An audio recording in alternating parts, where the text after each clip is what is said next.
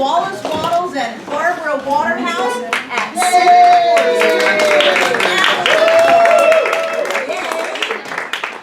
How many of you have never heard of Wallace Wattles? You are in for a treat. Wallace Wattles was before Ernest Holmes. And in the original 1926 textbook, in a footnote, Ernest quotes Wallace Wattles and puts him in the list of books that he recommends you read.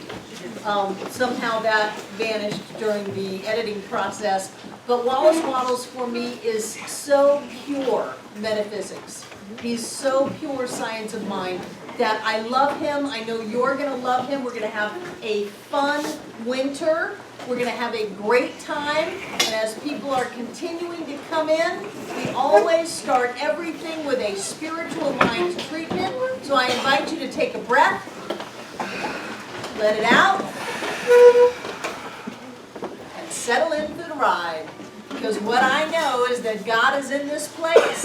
In every moment, in every heartbeat, in every breath, in every thought, in every movement and intention that we have individually and collectively, God is. And so I know that we are God beings. We are a God among gods.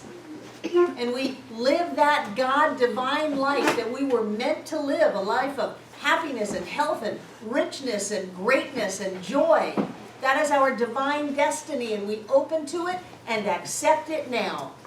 I am so grateful for all of the people around the world who claim this teaching in whatever form it may show up and use it to make their lives better. I am so grateful for the teachers of teachers who were pioneers in their field of saying, no, there is a thinking stuff. We live in a spiritual universe. There is a mind, and we use it. I'm so grateful for the courage that it takes to leave the past behind and step forward into the new. And looking forward to this wonderful class, I simply release this treatment into all that God is, because I know that God is all, as together we say, and so it is. Wonderful, wonderful, wonderful. I'm so glad to see you all. So, the winter seems to be starting off with cold air. I know it has been snowing on and off here all day. And I know that many of the people who come to nighttime classes have a snow allergy. So we had a very, I thought it was a very intense class over the last 4 months, studying the original Science of Mind textbook. How many of you are listening to my voice read that book? And don't you just love it? Isn't it wonderful? So what I decided in coming up with this class is I wanted it to be flexible so that if we have snow days or if things are missed, it's not the end of the world, oh my God, I missed all of this stuff. I wanted it to be a fun kind of a class and to be able to just take things a little bit more lightly than we have in the last 4 months, because we've got weather to deal with. I'm a Miami girl. You know, I stopped the car when I saw the first flake of snow this morning. I called John, it's snowing, it's snowing.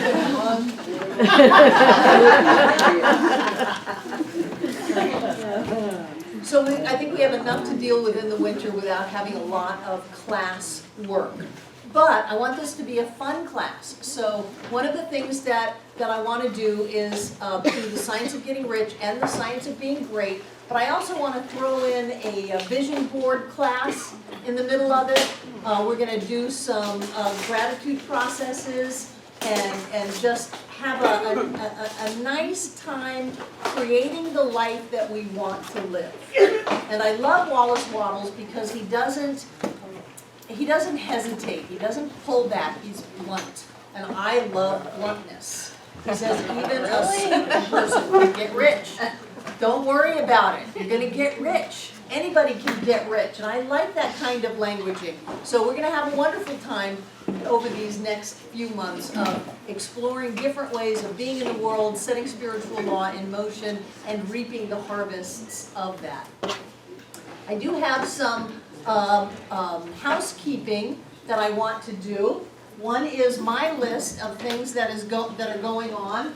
We are taking down our Christmas tree. Yay! Tomorrow at 2. If anybody wants to take ornaments down and put them in a box, and then we'll put them up on a shelf and help the tall people take the tree down, because it's actually wired up to the steel beams of the ceiling so it doesn't fall over. Anybody who's tall and wants to help with that, I would be very grateful, because we need that space for Wednesday night. It's designated space. So we're taking the tree down tomorrow, and it would be great if we had help, if you like that kind of thing, or even if you just want to be, you know, putting out good vibes in the universe to begin reaping the harvest of all of that. Come tomorrow at 2. There is a peace meditation on Friday night at 7. It's a once-a-month peace meditation. There are people all over the world that join together to meditate peace, and Celeste Lauren has put that together, and if you want to be a part of that and really contribute, God knows the world could use a little focus on peace right now. If you want to contribute to that, you can come and do it. Otherwise, at 7 o'clock on Friday night, just take a few minutes and join in consciousness and pray peace. Don't pray for peace. Don't pray against war. Just pray peace. Be peace. Experience peace. See peace. Rob Morgan is coming Wednesday night at 7. We are just going to have an amazingly wonderful time with him. How many people were here yesterday? Good move. How many of you had some kind of a healing during that brief 10-minute stint? Throw out the words into the room. What was it? Freedom. Freedom, openness, peace, Music. release, clarity, light. My ears stopped ringing. Your ears stopped ringing. After 3 weeks, yeah. Wow, your ears Music. were ringing for 3 weeks and they stopped ringing in 10 minutes. And he's going to be here for at least an hour and a half doing that kind of thing on Wednesday. We had one person. Are you here, Sarah? Yeah. Can you share briefly? Sure. So I have had chronic pain for, I don't know, over 20 years. And it was difficult for me to sit without pain, especially if I didn't have my legs crossed. And he asked us to sit in an open body position, so I was sitting in a way that was uncomfortable for me. And by the time it was over, I realized I was not uncomfortable and no longer had pain. You no longer have pain after how many years? I don't know.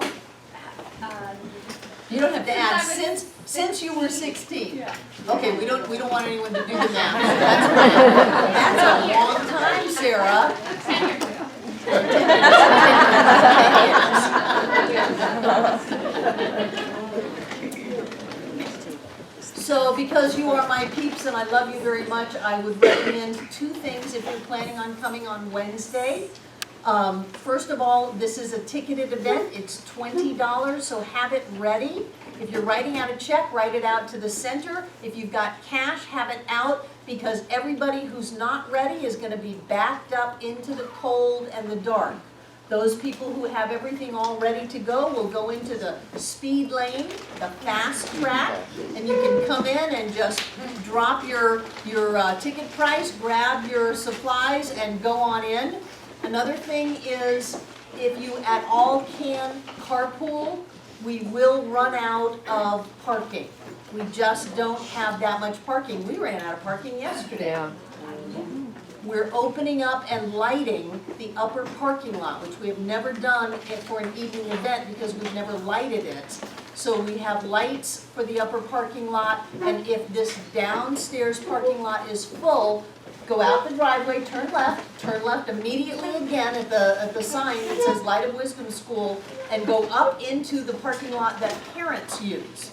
And they drive up there and they drop the children off, they drive up there and go right into the school and drop the kids off, and then they can come through. So we're gonna have some people positioned to direct where you need to go.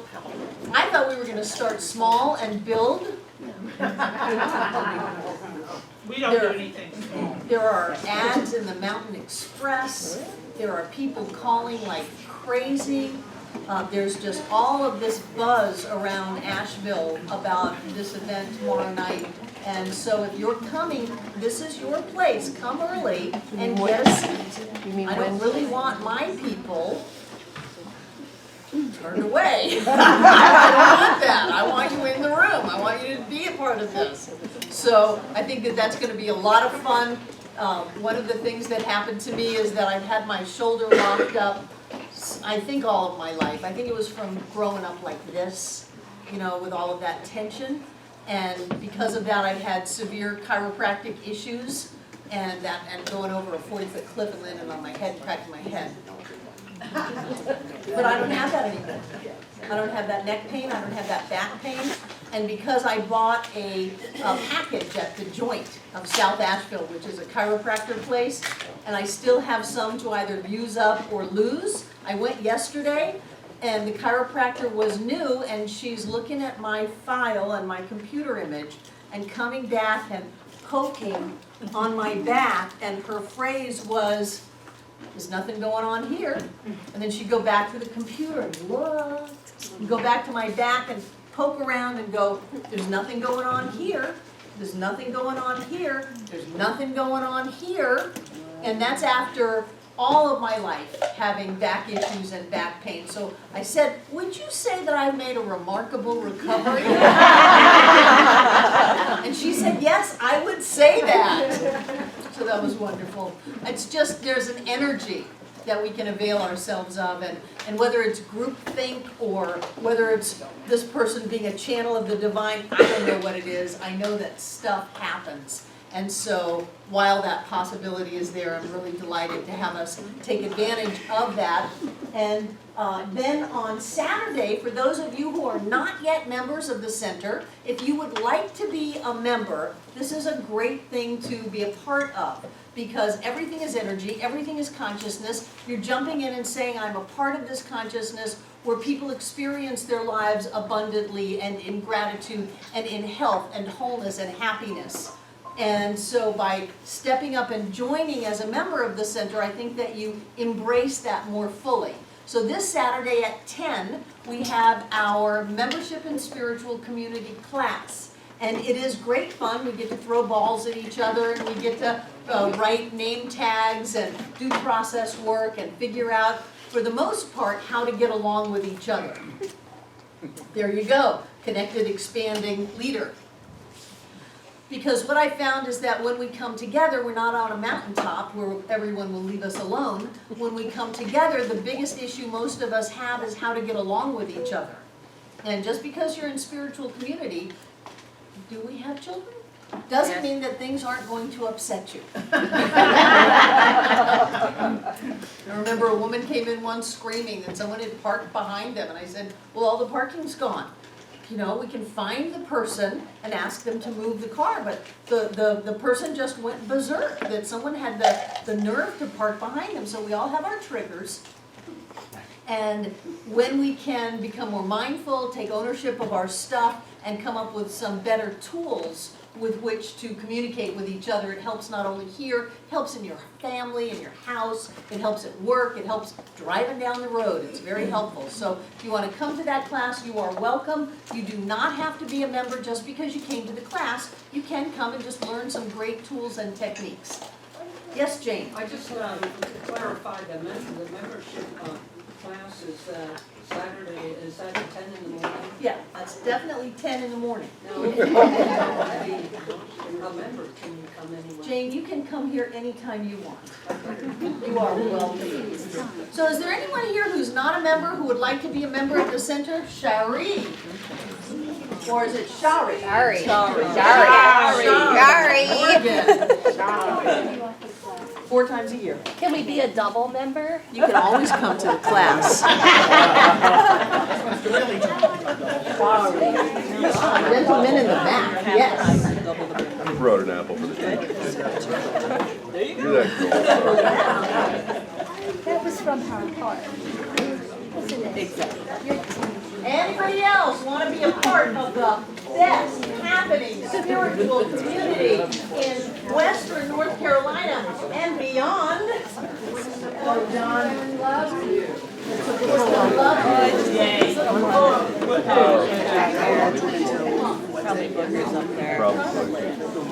Yeah. Okay. So, the book is in public domain, both books, The Science of Being Rich, The Science of Being Great. So you will find them on our website, cslasheville.org. One of the boxes, there are 3. One of the boxes says, used to say downloads, we just got a new website. Book downloads. It says book downloads because we have a lot. And then you go down to the books and scroll down and you'll see Science of Getting Rich. And it'll say, would you like to download the PDF of the book, or would you like to listen to the audio recordings? This was the first book that I ever recorded. I loved it so much. I just loved it. So that set me on my path of my hobby, which is to record audiobooks that are in public domain, that are good, strong metaphysics, so that people can listen to them.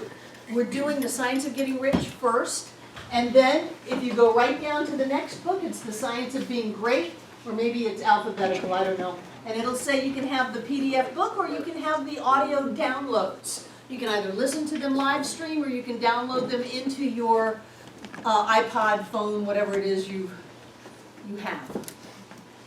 I want to be really clear. Please give this away. Please make copies for your friends. Somebody's got a birthday coming up, burn them a CD of Wallace Wattles. Help them have their life better. The only thing is, and I say it on the beginning of every recording, you cannot merchandise my product.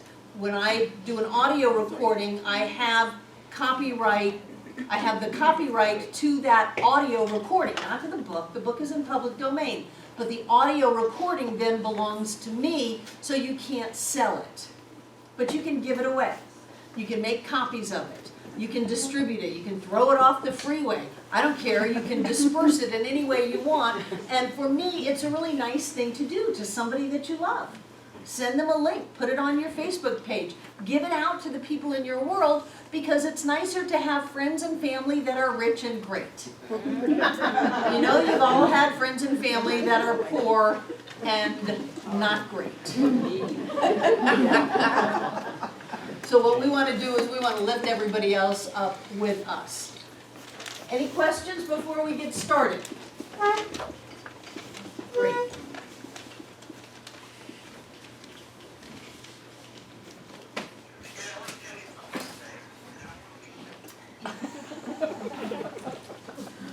You know, I've got a reading list for this class, but I don't know if I'm going to stick to it.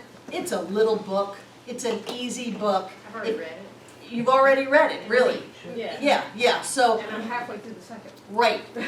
So I would recommend you just read, and that whatever it is we're talking about or working on in the class, technically it'd be like chapters 1 through 4 this week, and then next week it would be chapters 5 through 8. You see there's a multiplication of 4 here. Then it would be 9 through 12, then it'd be 13 through 17. But I'm just not sure we're going to stay on that kind of a rigid schedule, because there's so much good juicy stuff that just blends itself in and out of all of these chapters. It's not that linear. And one of the things that I like that they start off with is that he says, well, of course you want to be rich. Now maybe sometimes in your spiritual journey you've not heard that. Oh no, you must divest yourself of all worldly possessions. You must let go of detachments. The way is not hard for those who have no attachments. No, you want to be rich. You want to be rich because you want to be able to smell the roses, see the sunrise, not be so caught up in how in the world am I going to put another $5 worth of gas in my car, or what do I have to do to be able to get enough to survive. You don't want to do that. You want to be rich. So he says right off the bat, you have a right to be rich. Now I want everyone to just repeat this after me. I have a right to be rich. Again. I have a right to be rich. I have a right to be rich. It's not crazy, it's not selfish, it's not bad or wrong. I have a right to be rich. You were not created to suffer or struggle or to be punished or to do without. Now, if you want to fast, that's great. Do it because you're giving your body a break. Don't do it because you can't afford food. If you want to downsize and go all IKEA and have empty corners and all of that, that's great. Having been to IKEA, I think you have to be a little rich to downsize. But do it because you want to, not because there is some kind of outer imposition of power and control over you, keeping you from living the life you want to live. You get to have it all. You get to be able to have the money, you get to be able to go to the places, you get to be able to have the stuff. And in my journey from being very poor to at times being very wealthy, I've noticed that I like to be wealthy better. And since we are always at choice, it's good to know that. So don't think that there's something wrong with you. Don't think that there's something, oh, I must have this emptiness inside of me that I need to fill up with anything that sparkles and that is the color lime green or something like that. That's for me. No. It is your inherent nature to express more life by opening up to the blessings and the richness of this life. If we had nature, if we had the plants and the flowers and all of that out there going, just think about this. Well, you know, I did springtime last year, and I did it the year before, and I think maybe I'm supposed to take a break.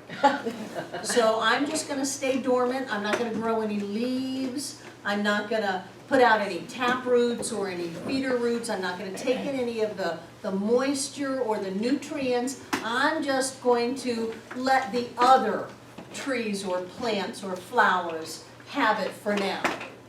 What would happen to that plant? It would die, it would be dead. And would it have done any good to any of the plants around it? No, nobody else is going to get what that tree didn't take because it didn't take it. We live in an abundant universe where there is more than enough for all. I'm going to answer your question, Michaela, but I'm going to ask you to really stay on topic, okay? Oh.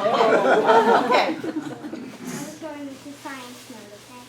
So we have an inherent drive to express more life, to enjoy our lives fully. And that doesn't mean that we don't, that it's not okay to live simply.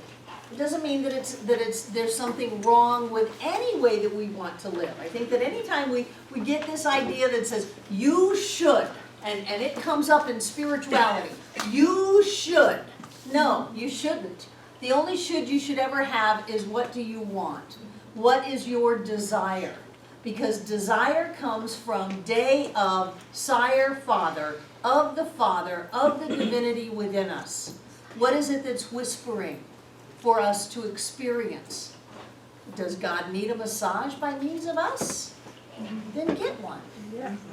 Does God need the expensive thing on the menu? Then get that.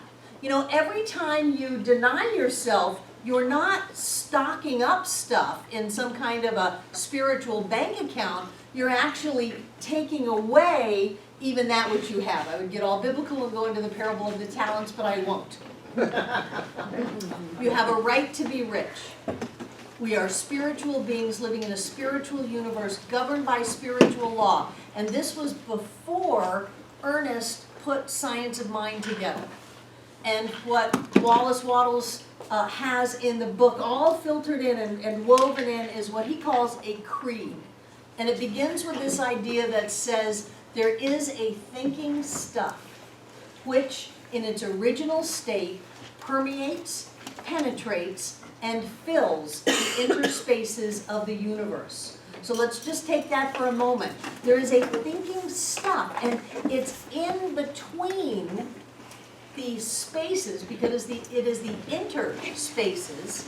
It is in between the spaces of the universe.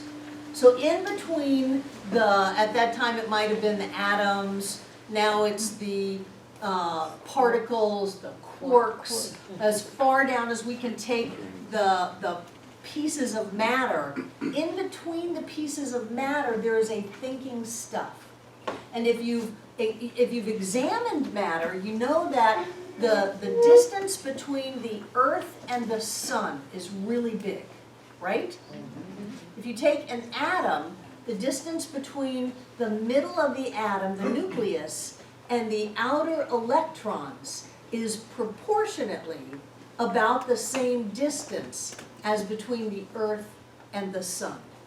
So there is very little matter in the universe. But if between all of those tiny pieces of matter is this thinking stuff, then there is a lot of the thinking stuff. So there is a thinking stuff which in its original state, and he's going to go on to explain how the original state of thinking stuff ends up as physical form. In its original state, it penetrates, permeates, and fills the interspaces of the universe. We're just fish swimming around in this thinking stuff.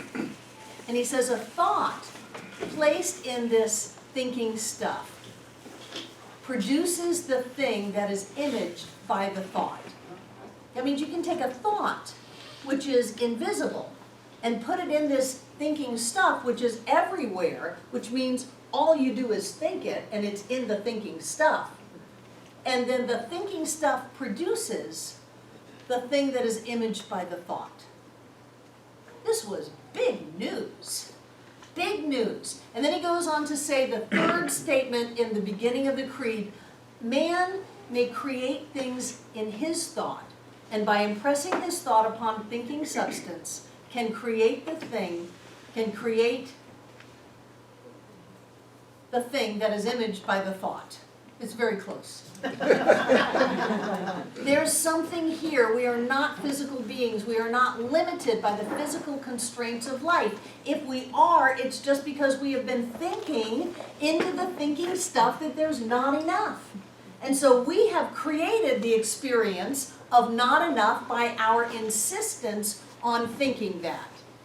And so he goes on to start talking about this invisible substance, this thinking stuff. And he starts talking about how abundant the universe is. And he starts talking about how much wood there is on the planet. That there is so much wood on the planet that we could build a mansion for every man, woman, and child that was alive. There is so much wood. He says there's so much gold that hasn't been mined yet, that everyone could be a millionaire with the gold.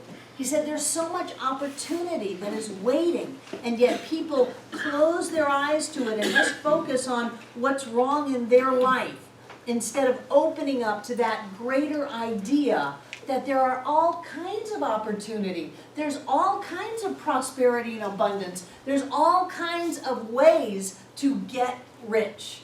And he says that when you start to think in that certain way, he doesn't say a certain way. Just a little side note. He's going to use this phrase a lot. To think in the certain way.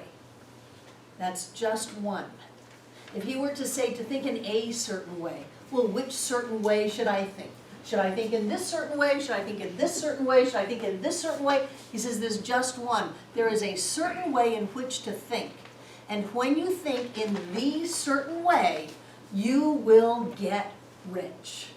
And then he speaks to our insecurities, which I love. I mean, he's just speaking to my heart. He says, don't worry about it. You getting rich is not contingent upon anything around you. You getting rich is not contingent upon where you live. Because if getting rich was contingent upon where you live, everybody who lives in one place would be rich. And everybody who lived across town would be poor. Whose phone is that? Not mine. Okay. So he says it doesn't matter where you live. You can get rich. It doesn't matter what you do. You can get rich. Because if you said, oh, well, only shoemakers can get rich, then all the shoemakers would get rich, and everybody who wasn't making shoes would be poor. And that's not what happens. Some shoemakers get rich, some shoemakers don't get rich. Some people who don't make shoes get rich, some people who don't make shoes don't get rich. What's the difference? It's not where you live, it's not the amount of education you've had, because there are people with large amounts of education that get rich, and there are people with large amounts of education that don't get rich. God, I had two brothers that had master's degrees. They were both stone cold broke, and they were very unsuccessful. They were shocked that they didn't graduate from college and get a job teaching medieval English literature. Truly. And when they didn't have that, they had nothing. So one of them ran a forklift, and the other one very quickly became disabled and filed for disability and got to live out his life in a trailer. Nothing wrong with trailers, I've lived in trailers. But if you don't want to live in a trailer, you don't have to. You don't have to. So it's not about what your education is. It's not about where you are. It's not about what you're doing. Then what else can it be about? It's got to be about something about you. It's got to be what you bring to the mix. And that's what he starts to talk about. And I know there are a lot of people who have hidden behind the idea that says, I can't because I'm a woman. I can't because I'm a man. I can't because I'm too young. I can't because I'm too old. I can't because I don't have any education. I can't because I'm overqualified for everything. I can't because I had a terrible childhood. I can't because I had a great childhood and now I'm so disappointed with the world. A lot of people hide behind that, and one of the things he's saying is that it has nothing to do with that. It has everything to do with what you bring into your experience, and if you decide to get rich, you can get rich. And he says you don't do it by taking anything from anybody else. He's always taken the high road. You don't do it by driving hard bargains. I love the language. I must have had a great life back in whatever it was, the 1800s or something. You don't do it by, doing stealing and ripping people off and taking things that is not yours. You do it by taking the high road and staying clear. And the first thing that you do is you get that it is not about the physicalness of the experience, that there is something, it's between us. It's a thinking stuff. I would say it's the presence of the divine. It's right here and right now, always has been, always will. And when we can open up our eyes to it, we can use that in a way that lifts us up. One of the things I love about Wallace is he says that, because everybody's going to go there. Oh, but those dirty, rotten rackenfratchins. You mean to tell me that you're okay? You mean to tell me Donald Trump is okay and that he hasn't really just hurt people on the way up and that's fine? And so he calls them plutocrats. We're getting some dating on the language here. Just hang in there. Right, he talks about one day man will travel through the air.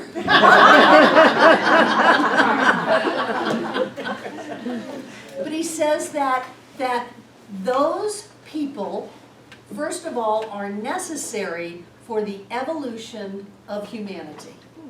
And one of the phrases that he says that I love, that I've used often, is the world is perfect, though not complete. Now think about somebody in your life. They're perfect. They're just not complete. They're not done. And so when we realize that they're perfect but they're not complete, we can give them a little space to continue on their journey. It's not a secret that they are continuing on their journey. It's not a secret that they're not done. but there's an inherent perfection in that. And especially as we get into the political year that seems to be looming ahead of us. John loves politics. Loves politics.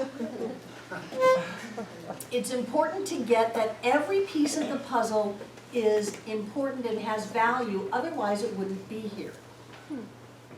But that doesn't mean that it's going to stay that way, and that doesn't mean that we're done. It just means that that's a part of the puzzle. But I know that a lot of people will flip into some old moralistic teachings that say having things is wrong or bad. And I will often ask them why. Why? Well, my God, what are you going to do? Have everybody come in a Rolls Royce? Sure. You'd have to expand the parking lot even bigger then. We live in an abundant universe where there's more than enough for all. It's okay to have what you want. Now, my guess is that because we are coming from, Ken Keyes would call it a state of higher consciousness. I know.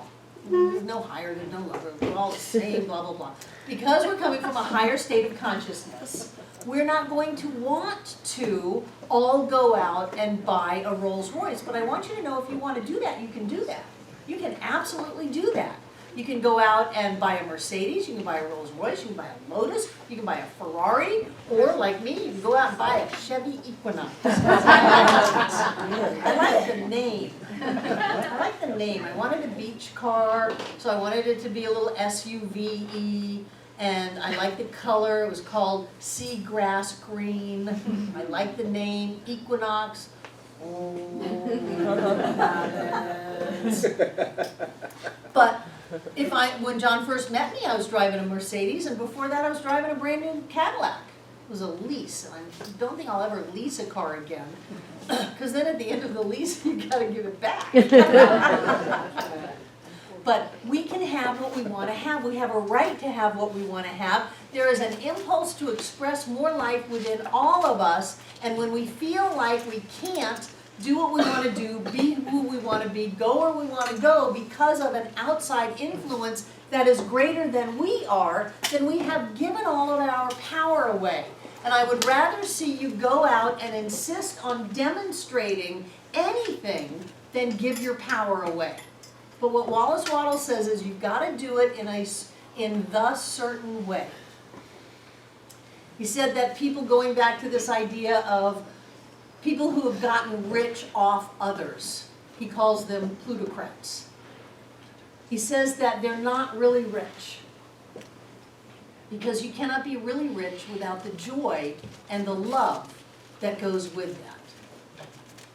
But he says that if you are going to get rich, then what you want to do is to get rich in such a way that you lift everyone else up around you, instead of trying to get rich by pushing everyone else down. And I would just bring to mind the difference between Costco and Sam's.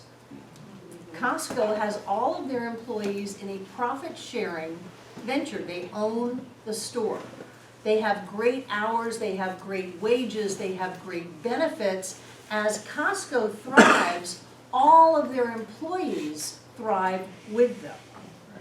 Instead of a different kind of a model that's very old-fashioned, hierarchical, top-down, and that someone wants to get by taking away from someone else.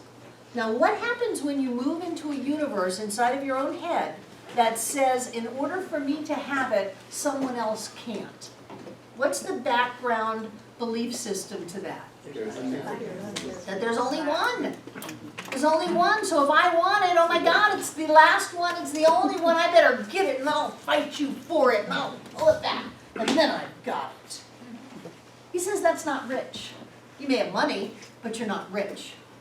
And so what he proposes is developing a way to look at life that lifts us and everyone else up with us, that comes from an attitude of abundance and prosperity, that there is more than enough. He says that there's more than enough of anything on this planet if we would but use it correctly. There's more than enough cotton to make clothes. There's more than enough food to feed everybody. There's more than enough water for everyone to have good drinking water. There's more than enough precious metals and diamonds and gems and all of that for everyone to be adorned beautifully. He says that there's always more than enough on the physical plane, but then if you go to the unseen plane, he says that never runs out. That can never run out. And he talks about things like, if you were to set an intention clearly in your head of having, he just uses gold, it was the commerce of the day, of having all of this gold, then whatever had to happen for that gold to be discovered, to be mined, to be minted, and to find its way to your doorstep and to be put in your hand would happen. That there is so much of everything, and that we live in this thinking stuff that takes our thought and then brings it into form, that whatever you could possibly imagine, no matter how huge it is, that's why I love vision boards, no matter how huge it is, you can have that. And one of the important things to get is that you have a right to have that. That this is a good thing to have. It's like an apple tree that you plant and it just grows and fills itself with apples and is just as good as it can be. Covered with apples, dropping to the ground, it's got so many apples on it. That's a healthy tree. And yet sometimes I think that some of us, because we're on the spiritual path, we think that we have to divest ourselves of our attachment to apples, even though it's our nature to make apples. It's our nature to enjoy life.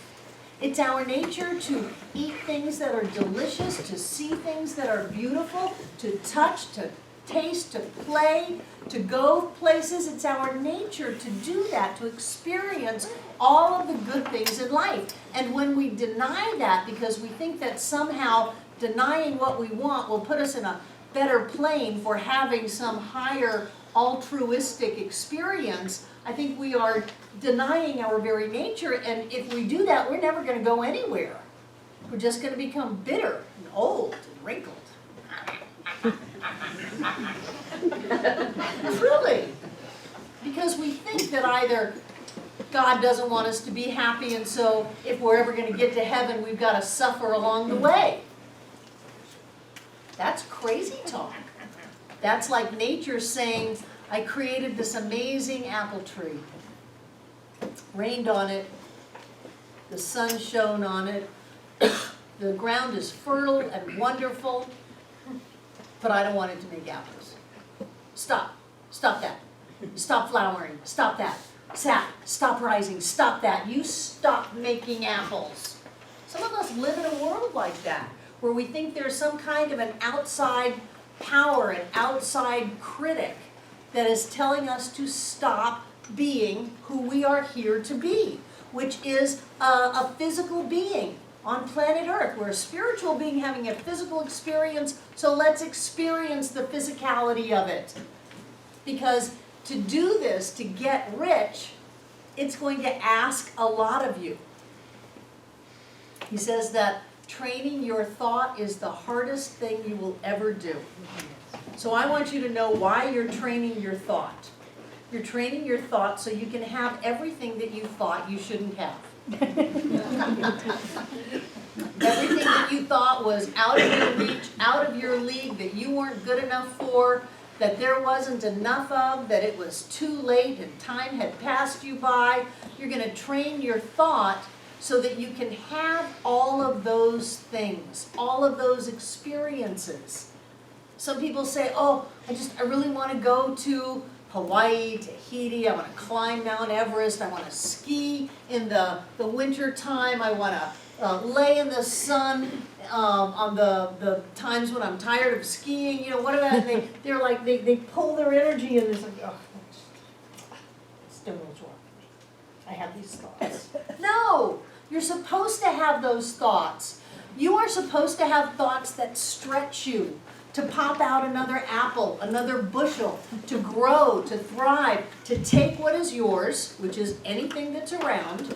We live in an abundant universe where there is more than enough for all. If you take something, you do not take something away from people. That crazy thing that so many of us were raised with, eat your animal crackers because the children in Europe are starving.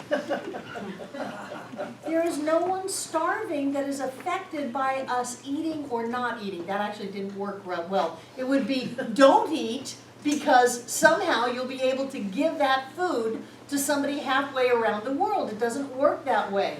When we deny ourselves, we take the consciousness of everyone and pull it down. When we lift ourselves up, we lift everyone else up around us.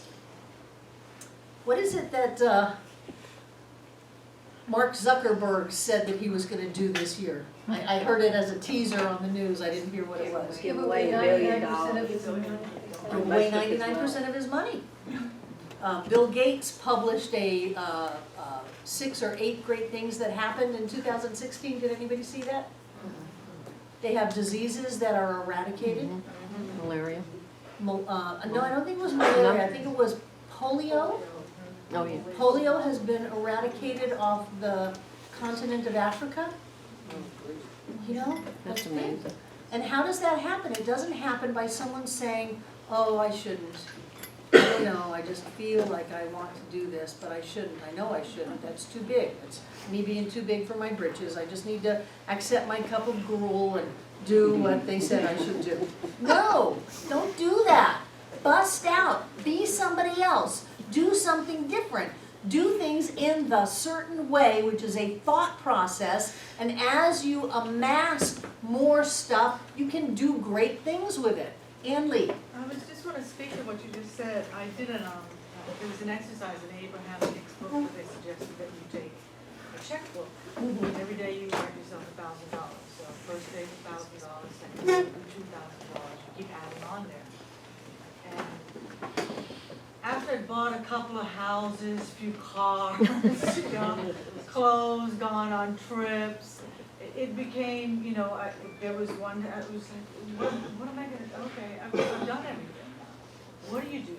And I was very surprised.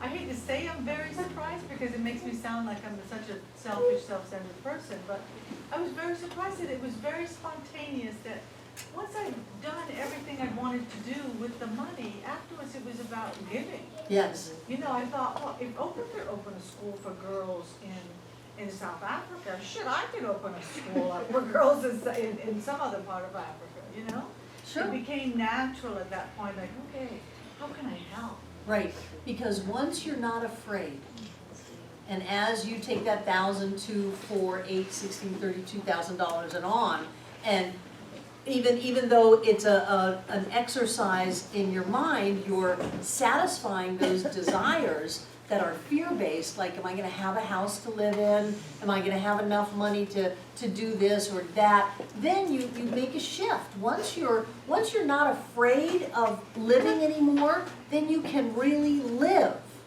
And when we really live and when we open up to that true aspect of us, we are very generous. We are very loving. We are very compassionate. We are very inclusive. That's our true nature. We did that exercise in one of our summer prosperity classes. It's a lot of fun. It's a lot of fun. And you get to a point where you want to do something big and meaningful. And I would tell you that the way to start that now is to say yes to yourself. Because every time you say no to yourself, you are feeding this idea that says there's not enough for everyone. So I have to deny myself. And in denying myself, because there's only one and it's all consciousness, then I depress that consciousness, the race consciousness of all humankind. So practice saying yes. That's why we start off with, of course you want to be rich. Anybody in their right mind wants to be rich. Let me just take someone off the street. Would you like to be rich or would you like to be poor? You get to choose. Anybody in their right mind is going to say, I would like to be rich. Even the Dalai Lama is rich. Gandhi was rich. Jesus was rich. Jesus had a treasurer. What do you have to have a treasurer? You have to have money. Jesus was rich.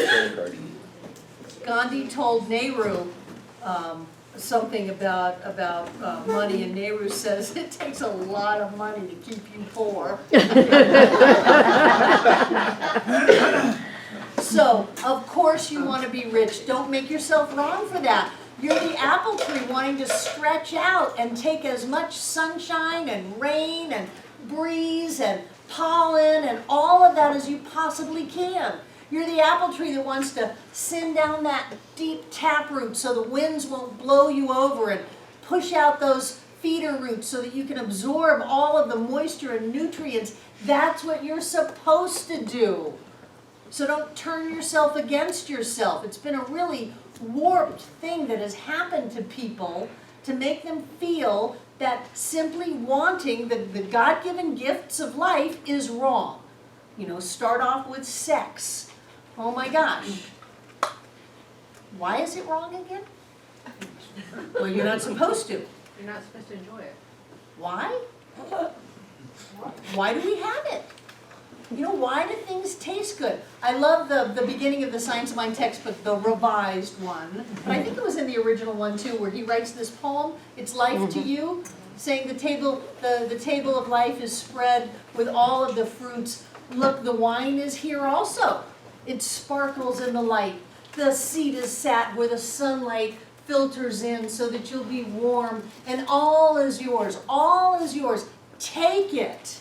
He's saying, take it.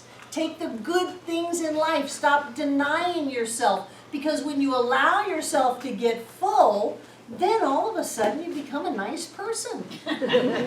You can become generous. You can become loving. You can become compassionate because you have not locked yourself in a prison of your own self-imposed fears that there's not enough and you're not going to be safe. So we bust out of that with, first of all, by getting permission to be rich. And then he starts talking about this amazing world we live in. We live in a world where there is more than enough for everybody, not just a little bit. There's a lot. There's a lot for everyone in this world. There is, you know, okay, here's a 3-month-old baby. Okay, you get a mansion. There's a lot for everybody. And that's on the visible plane. On the unseen plane, there is an endless supply. There is an endless supply that you are connected with through this thinking stuff that permeates, penetrates, and fills the interspaces of the universe. It's everywhere. We are immersed in it. And every time we have a thought, we are impressing that thought on thinking substance, and the only thing it can do is produce the thing that is imaged by the thought. So he says it gets really important that you begin to think and act in the certain way. And that is in the way that will bring about the results that you want. And he says you don't get to fight. You don't get to take anything away from anyone else. You don't get to do anything at all that is deceptive or underhanded, because what is all of that going to do? Come back to you, It's going to multiplied abundantly. really multiplied abundantly. It's going to come back to you, and it's based in the idea that we are living in a competitive universe instead of a creative universe. And so what he wants people to do is to let go of the idea of competition and move into the idea that we are creating. Ann Lee. I just had a light bulb moment. I Hallelujah. realized why I was surprised. I realized I was surprised because I was raised with the idea that being rich was a bad thing. That being rich meant that you were selfish, that you were greedy, that you were conniving, that the more money that you got, the more money that you would want to hold on to, and the meaner that you would be. And so that's what I was surprised that it's actually what is our true nature. If you you are in balance with yourself is that once you have more than you need, you naturally want to give. Of course you do, because you're safe to be you, and who you are is generous and loving and giving and compassionate and aware of our oneness and our heart connection.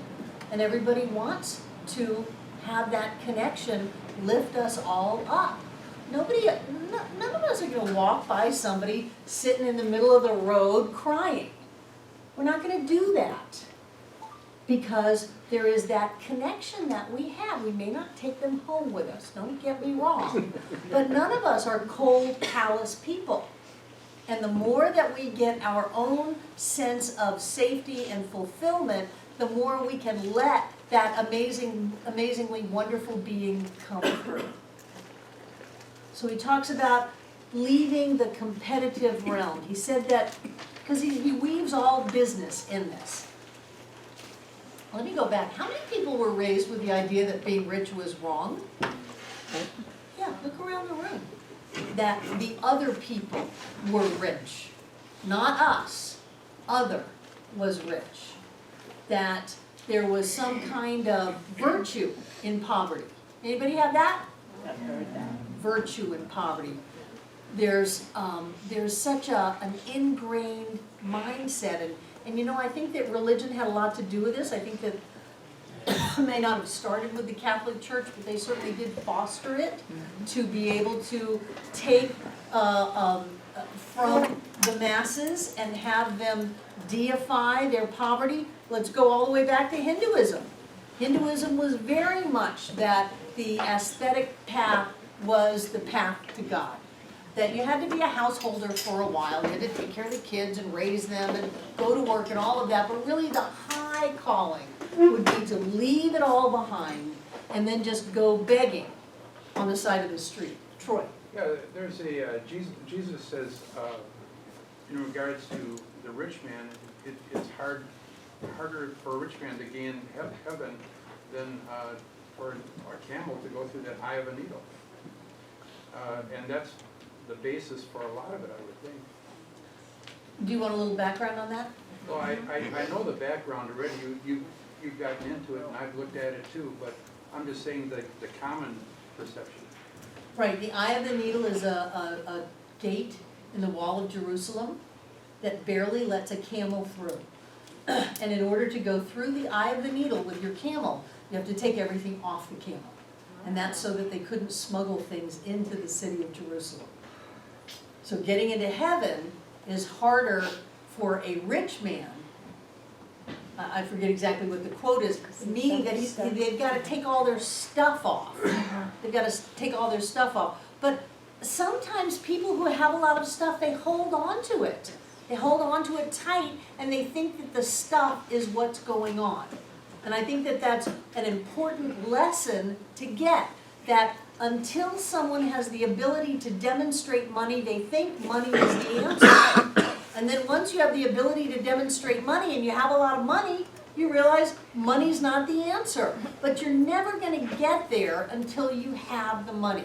And what Wallace Wattles is saying is that you have a right to be rich, you have a right to live the good life, and let's do it in a way that takes us out of the competitive universe that is fighting over everything into a creative universe, and let's lift everyone else up with us. He says that a person who gets rich by acting in the certain way throws ladders down that others will climb up on. And I thought, what a beautiful visual that is. To go through your life throwing down ladders as you ascend in consciousness, in your financial statement, in happiness, however you want to look at it. As you are ascending, you're throwing down ladders and encouraging other people to come up, instead of trying to get rich by throwing everybody down off the ladders and cutting the ladder after you and laughing, I've got it. He says that's not rich, because that person is living in the competitive universe. And when you live in the competitive universe, you can never be truly rich. Hi. It's just my perspective. It seems to me I have that moment of clarity that the competitive universe, the competitive life is the duality, and the one thought, the one way is the divine singularity. Right. The Perspective. competitive universe is filled with duality and based in fear, and you can never be truly rich because you can never be truly safe and happy.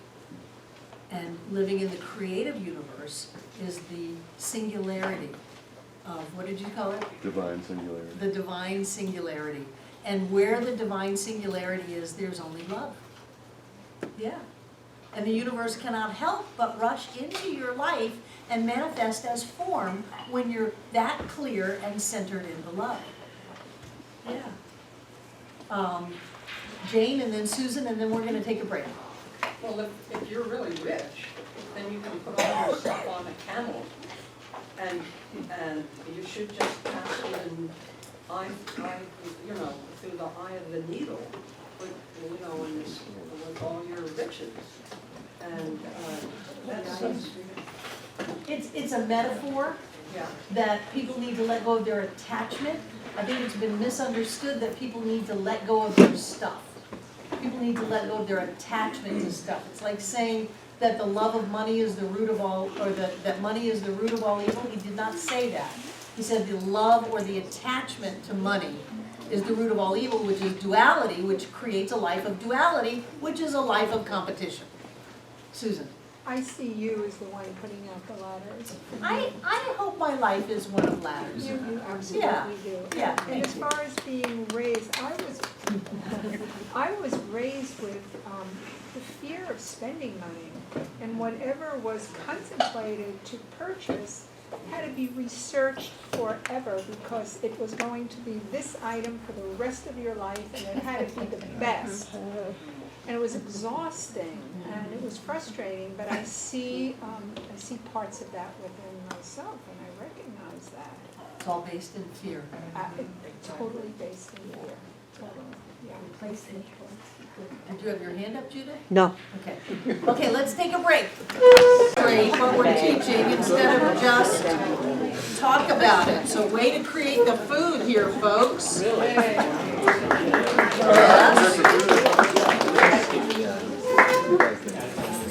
So here we are studying this idea that there is a science to getting rich, that anybody can do it. It doesn't even matter whether or not you've got any money, whether or not you've got any talent, whether or not you're living in a good space, or whether you know what you're doing or not. It doesn't matter. Isn't that a relief? Yes. All the stuff they taught you in school about you've got to have a business plan, you've got to do statistics of the demographics of the place. You know, they say that to the new ministers. They've got to come up with a business plan and demographics, and I've just really taken them on about that. But that is the most ridiculous thing I've ever heard. We moved to Asheville, North Carolina, when there was a whopping, 40,000 people here? We moved out onto an 80-acre farm that no one could find. We moved into a trailer and decided to start the best center ever. So all of those things that you may have in your head about why you're not good enough and why you're not smart enough and why you're not funded enough and why you don't know what you're doing, that's just a bunch of hooey. Keep it clean, thank you.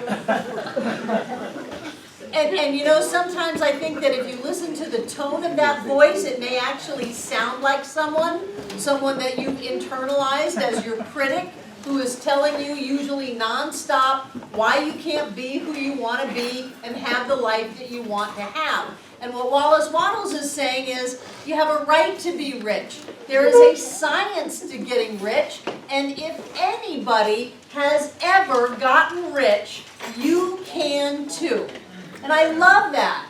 You know, I dropped out of school at 15. I was on welfare and food stamps and giving plasma twice a week to be able to feed my child. And I heard words similar to this that said there's a power and a presence in the universe and it's in you. And it's the answer to every question and the solution to every problem, and you can create the life that you want. It's the same thing. All of those outside ideas that say no are wrong. The only true answer is yes. So if you want to practice the science of getting rich, you can. But he says you have to think in a certain way. You have to you have to think in the certain way. You have to act in the certain way. He says in any transaction, you have to give more in use value than you take in cash value. So he's saying that, and I think I talked about this last time we were in class together. He says if you go out into Alaska and you're working with the native people in Alaska and you want to trade them a very, very expensive painting for their furs, that does not help them. That does a disservice to them because they have no use for a big painting. He says now if you go to that same scenario with a rifle and trade them for their furs, no matter what the monetary value is. Some people would say, oh, but the painting was worth so much more than the furs that they really got a good deal. No, they didn't get a good deal at all. They probably would have used it for kindling. And then they say, but the value of the rifle was worth so much less than the furs. No, they got a great deal because they can go get more furs with the rifle. So he's saying that in whatever transaction you do, you always want to give more to the other person. What can the other person use? I know this can be a tough one. Not what do you think they need? What can they use? What would they like? It's like people who start coming at me with presents. Oh, stop. But I just know you'd like this. No, you don't. Except for Wayne, who gives me Florida Sportsman fishing magazines. See, nobody would know that about me. Oh, I just know that you would like this. No, you don't. If you're going to enter into a transaction with me, you have to give me more of what I can use than I give you back. And I have to give you more of what you can use than what you give me. What have we coined in modern time about this? It's a win-win. It's a win-win. It's got to be a win-win. Only when there is a win-win do we rise out of the competitive plane, because if you've got a win-lose, somebody's losing. It's a competition. It's lack of limitation and fear. It's got to be a win-win in everything that you do. And he says if it's not a win-win, run. Doesn't matter how good you're going to come out. Run. Because the repercussions of having had a loss will manifest in your life. He said it will eat away at your life. So if you're in a business where the model of the business is to take advantage of people, I don't know, maybe you're selling like toner over the phone line or something like that. Maybe you got the brand new multi-level marketing thing, I don't know. He says if you're in a business that the model, the culture of the business is to take advantage of people, he said quit the business, you're better off without a job. Run away from that, get out of that, insist on being in an environment where you are able to lift people up instead of connive to take people down. You know, you're going down, I'm going to take you down. Well, that person does not go down alone. You go down with them. And when you come up, you're going up I'm gonna take you up. You go up with them. So he's got this phrase that I've always loved. He says, you have to overfill your place. And think about that. Do you ever have that feeling that you are this cup and life is filling you up, filled, full, to overflowing? That your job is to overfill your place. That means that instead of, taking the office supplies from work to your home, you stay an extra half an hour and do something more. You give more than you take. And what happens when you give more than you take? You get more. You get more back. So he's saying that to think and act in the certain way, you have to give more, not just once a week, once a month, on your birthday. You have to give more all the time. There's a phrase that is, if you see it, it's yours. So if you see a piece of paper on the floor, it's yours to pick up. If you see a problem, well, Barbara, did you see that there were dishes left in the sink? Well, that must mean they're yours to clean up, because nobody else saw them but you. That is your opportunity to give, to be generous in the world. What is it when two people are going into the same parking space and one of them says, go ahead? What is in the consciousness of the person that said, go ahead?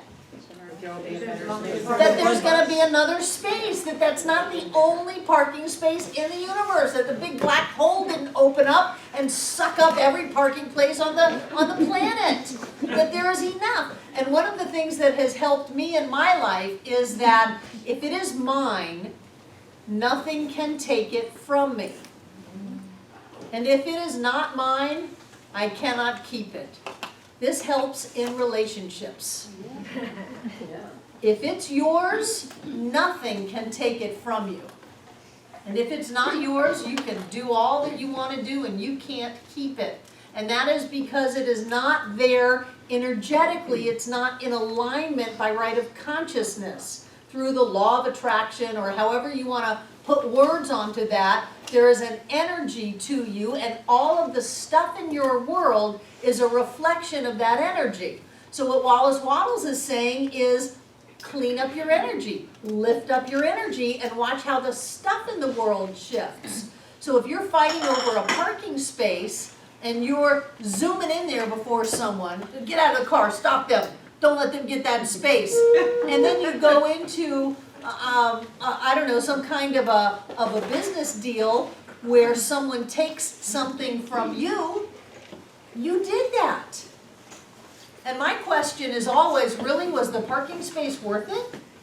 If it's downtown Asheville, yeah. I gave it here at the table. I always find a parking space. And it's always my perfect and right parking space. Because I live in an abundant universe where there is more than enough for all. And if I'm bringing that out into my day-to-day experience, if I'm giving into the world, then I'm going to get back. The world is going to give back to me. And this is not a tit-for-tat kind of an arrangement. This is a multiplied abundantly arrangement. And so what we want to do is start practicing giving. My first Science of Mind teacher used to say, if you want to really clean up your energy, every day find something to do for someone else and don't get caught. So that your ego cannot get involved. Oh, well, I gave you this. Hey, how do you like that thing that I gave you? Isn't it great? I gave her that. Isn't it wonderful that I get it? No, that's not what it's about. It's about overfilling your place. It's about going the extra mile. It's about doing more than what's asked of you instead of doing less. Because when you do less, well, I stayed 15 minutes during my lunch. I'm going to take off 15 minutes early because, you know, there are union rules here and nobody's taking advantage of me. I'm going to take care of myself. It's a very hard way to live. Instead of, I've got lots of time, I've got lots of energy, I love to have my world the way I want it, and the way I want my world to be is not to be constricted, but to be expanding. And if I want to have that ride on the expansion of life, I've got to set it in motion. Nobody's coming into my life to give for me. I'm the one who has to give out. In whatever way it is, give out a smile, give out a hug, give out a flower. You know, I love it in the summertime when people bring in boxes of produce. Just bring in a box and stick it on the table and go away. I love that, and everybody is all, a tomato. I live in an abundant universe. It's a tomato. Gosh, that's a cheap thrill. It's a cheap thrill. It's like when we were doing the random act of kindness, gorilla goodness and random acts of kindness. That's when John and I were going down to a particular beach in Miami, and we had to go through a toll to do that, and we would pay for the people behind us. It cost $1. Big deal. And then come up behind us honking, yelling, and thanking, and all of that. So much joy for $1. If you had $1 and got that much joy out, people would be lined up putting their money in it. So what can you do to overfill your place? How can you put more out in the universe? And this is why I always get a little concerned where people go on, I have to take care of myself. Boy, life is just so hard, you know. I have to change my diet, and I have to rest more. I have to take a nap because I have to take care of myself. And I get very concerned when I hear that. Not that people shouldn't take naps. I told John, wealth to me used to be having money in my wallet, then it was having a steak in the freezer, now it's a nap. It's a real sign that my life is going well is when I can take a nap. So I'm not saying don't take a nap, but that mindset that says, oh, I'm depleted and I don't have any more, and I've really got to go home and put my feet up and drink a cup of tea and light the fire and just take a couple of days off. That's coming from an idea that says you don't have what it takes to live your life. And I would rather be flying through life, rocking through life, charging through life, than having my feet up. So if you get into that mindset where you're looking at, okay, I'm just going to take the entire day and not do anything because I've just got to recharge these batteries. I would ask you to consider that you're breathing like this.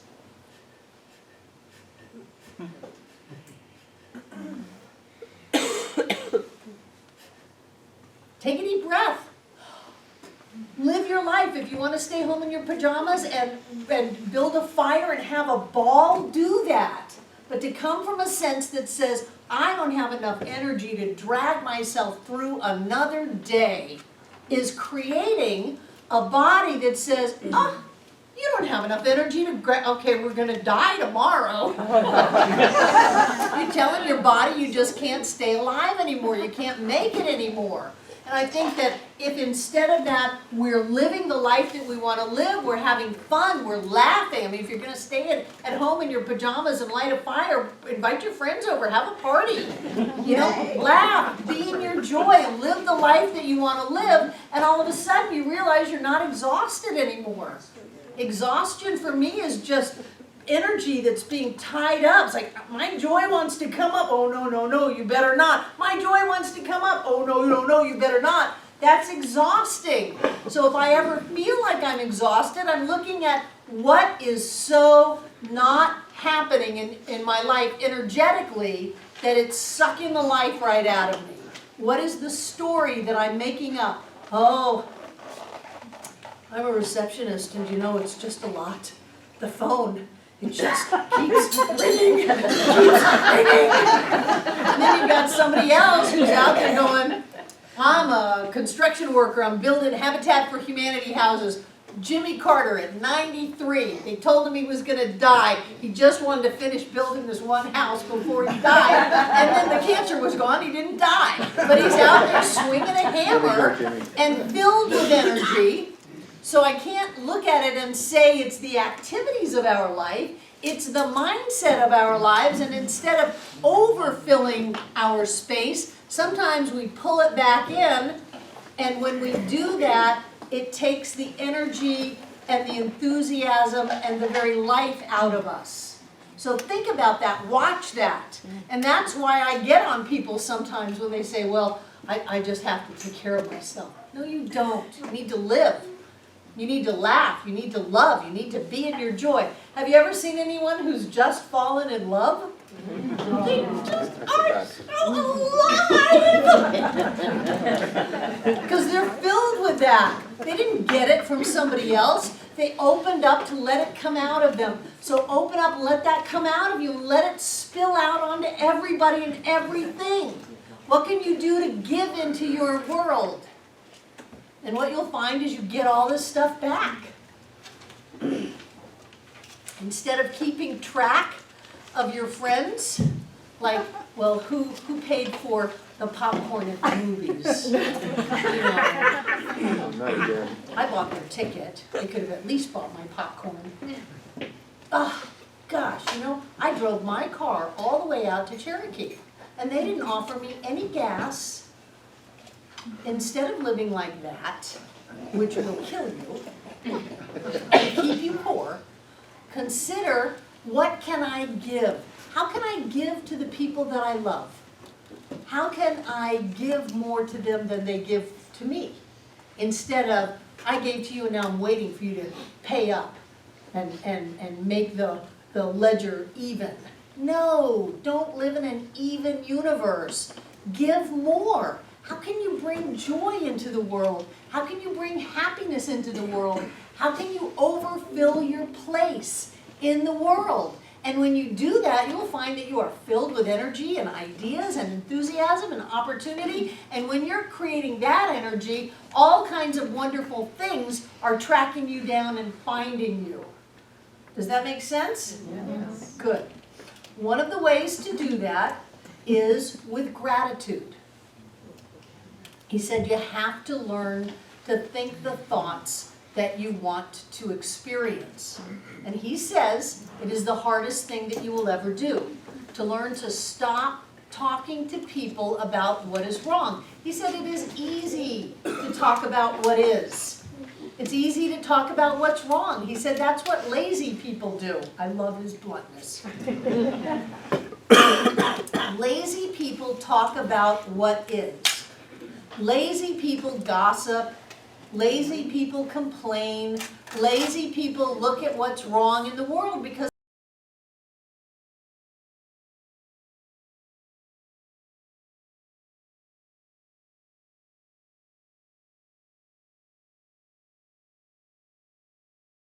look at it and go, oh, it's a table.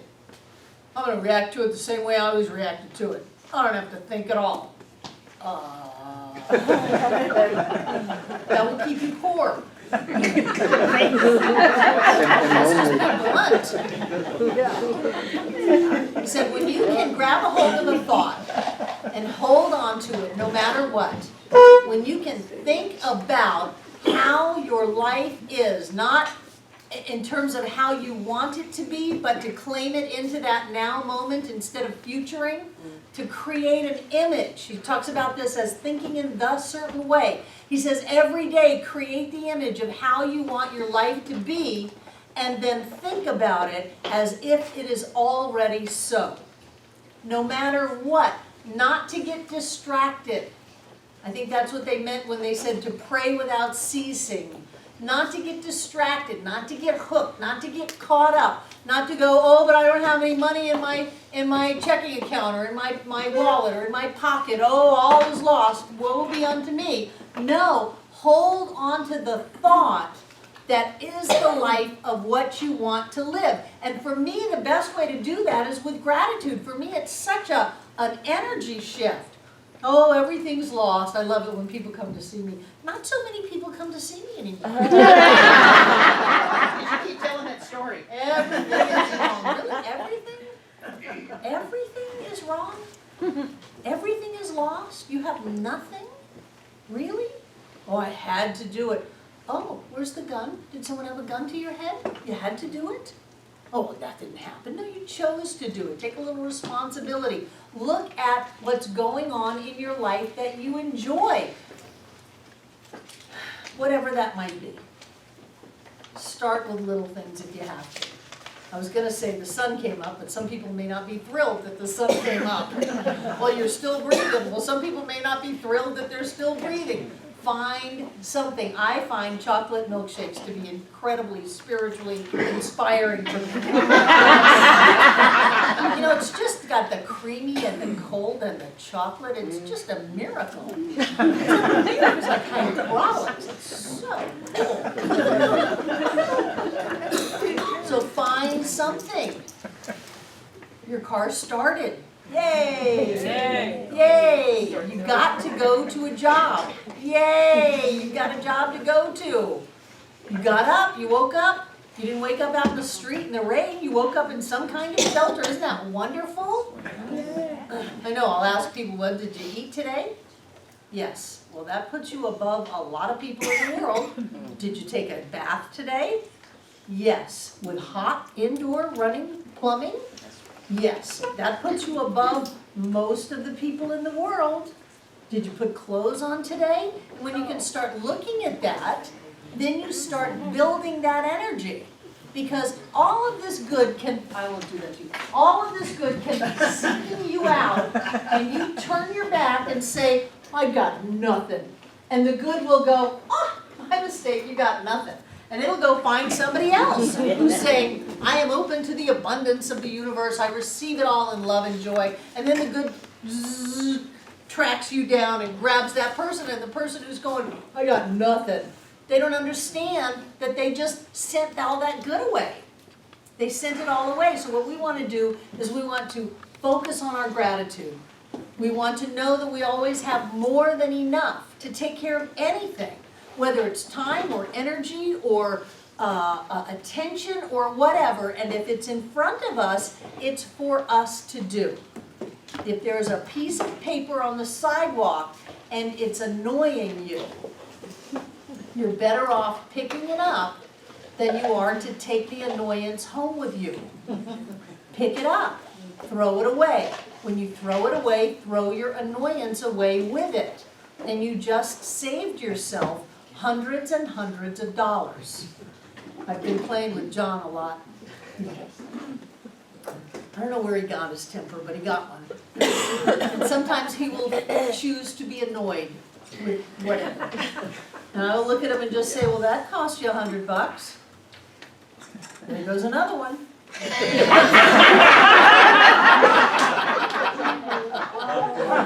But it's true. If you want to be rich, you have to create the internal environment for that large amount of blessing to show up. Whether you think it comes to you or comes through you or is channeled through you or is always inside of you and you're just letting it out, who cares? When you create the inside experience of a life that is amazing, you get that amazing life. And when you come up with, wow, this is the idea that I want to follow, this is what I want to do, it would serve you to be filled with energy instead of to be saying, no, maybe I'll do it next year, I gotta go home and make a cup of tea and put my feet up. You don't want to do that. You want to jump into life. You want to grab hold of life, and the more you put out, the more you get back. That's why people say, if you go, I don't know, they say, if you go to the gym, then you get more energy than if you didn't go to the gym. So it doesn't work mathematically, because you put all this energy out, you should leave there exhausted. I did. Margaret and I would go to the gym, and then we'd go next door and have coffee and sweets. We'd have Cuban coffee and little pastelitas. It was great. But people who do that on a more disciplined level say that when you put that energy out, you get a lot more energy. You feel better than you did if you didn't put the energy out. So it's the same way with all of life. If you overfill your place, if you go the extra mile, if you give more than you take, you will be putting the universe in your debt. And the phrase is, the universe is never debtor. The universe cannot survive owing anything. It cannot have an empty spot where it owes. It must rush to fill that.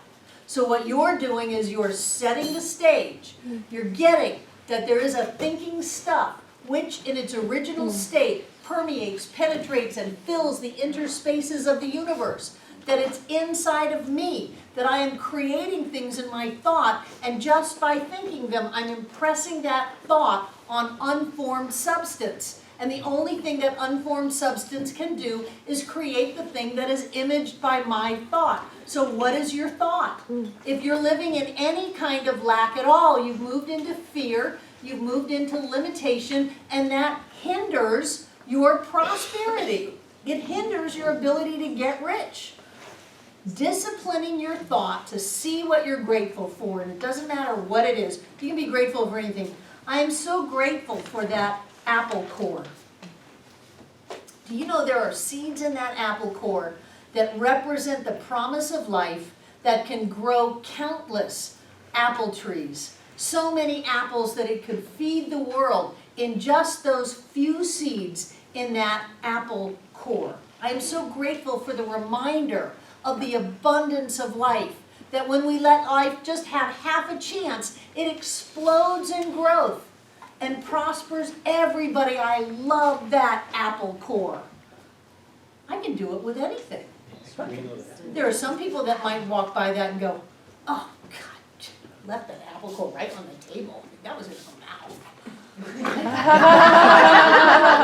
And then that's the world they get to live in. They get to live in a world of criticism and judgment and constriction, and they're poor, and they're boring, and they're tired. Or we get to live in the miracle of it all, the magic of it all, how amazing life is, that there's this universal surge, this swell that lifts us up away from all that other stuff. Up into the heights of life where we get to be rich, we get to live the life of our dreams, we get to have it all, we get to do that. It is our choice 24 hours a day. And when we discipline our thoughts to the level that we choose to think on those things that will lift us up, life cannot help but pour into us. There is more than enough of everything. It doesn't matter what you want, it's here. It's here in abundance. It's not just that there's one that you've got to go find. It's here in abundance. Whatever it is you have, we've probably had so many multi-million, billion-dollar ideas that we've just discounted or not even let to our conscious awareness. And when we open up to that, life lifts us. And different people have different ideas about what being rich is. And it may take us getting the Rolls Royce and the mansion. I know a lot of people who bought the mansion and said, oh, living in a mansion is awful. It's awful. It's just too big. It's not comfortable. Elizabeth Gilbert was the last one to say that. After Eat, Pray, Love, she knew exactly what she was going to do. She went to Brooklyn, I think, and bought a mansion. She said it took her about a year to sell that mansion and go into a house that she felt really comfortable in.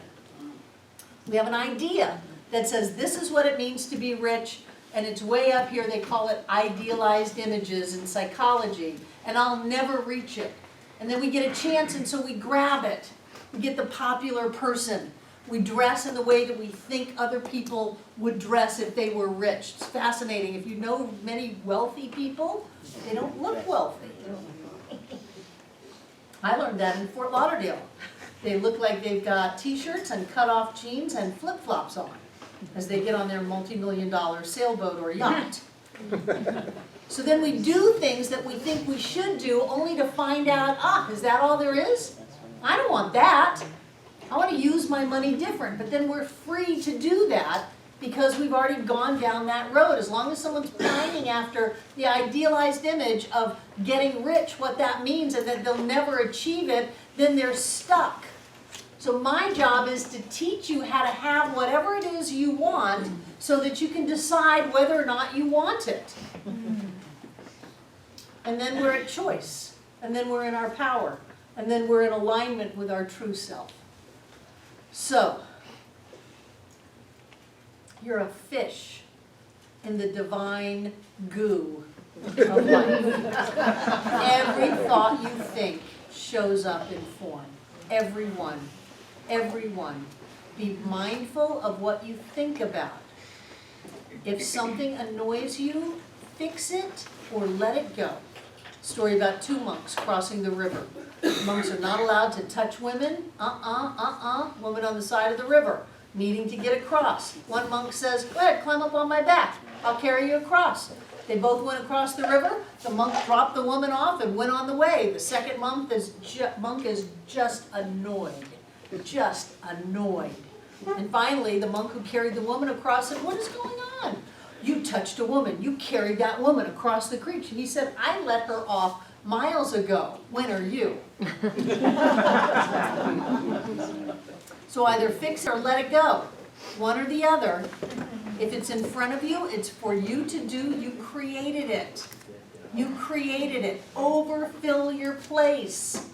Do something in life. Ha ha ha. That parking meter's on empty, and here comes the parking police. Let's just watch them get a ticket. No. Put a quarter in. Put a quarter in. Raise the consciousness of humanity. Put the universe in your debt and move on. Whatever it is that is yours to do will show up, and you will have what you need to do it. Just do it. And then move into your gratitude. Start looking at what it is that is wonderful about your life. What are you grateful for? Every time I stub a toe, because I love flip-flops. Every time I stub a toe, I'm so grateful for my other toe. I'm so grateful for that. It reminds me to be grateful. And when I'm grateful, my toes heal amazingly fast.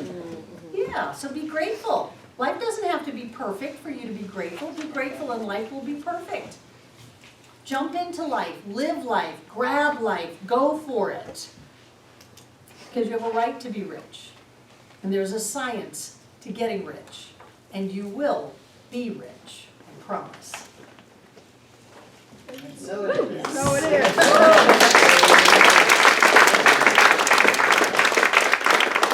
So this class is offered on a love offering basis. It's okay to put love in the basket, but we're also very grateful for money. Take out what you're going to give.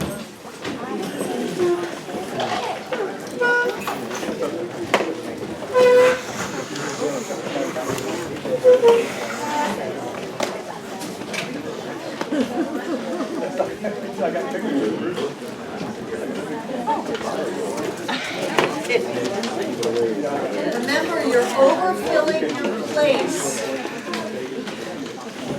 You're giving out into the universe. And I am giving more in use value than you can ever give in cash value, so I'm doing great. Be grateful for your ability to give. Be grateful that you have first world problems. Be grateful for that. And give out of your fullness. And what I know is that God is the source of all supply. That we are spiritual beings living in a spiritual universe governed by spiritual law. What I know is that we are all rich. We always have more than enough. The universe always supports us in everything that we choose to experience. There is always more than enough. And so right here and right now, we claim the high road. We know that we keep our thoughts clear. We stay focused on this amazing world, this wonderful life. We know that we deserve to be rich, and so we accept all of the blessings of this life. I know that each one of us comes together this night to make this center all that it was ever meant to be. It is a place of peace, a beacon of light, a tower of strength, and a fountain of wisdom that touches the lives of all who call it home. And so it is. So it is.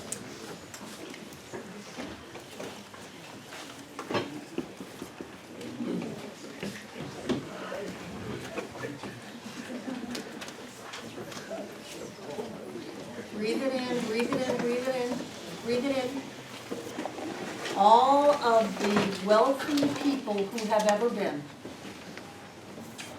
whether they own airlines, Facebook, Microsoft, Apple, IBM, whether they owned steel mills or gold mines.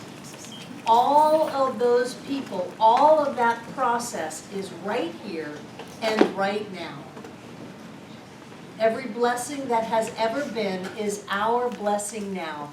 Every breakthrough that has ever been is our breakthrough now. Every expansion, every growth that has ever been is our growth now. And so I claim for each and every one of us that miracle of life that is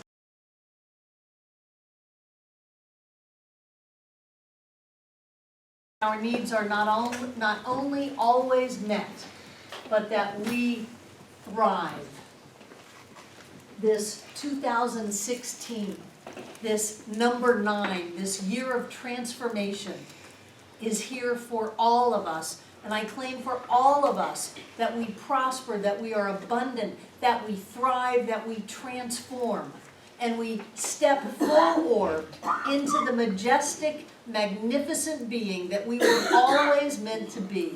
Of course we are rich, and so it is. And so it is. I love you guys. Love you too.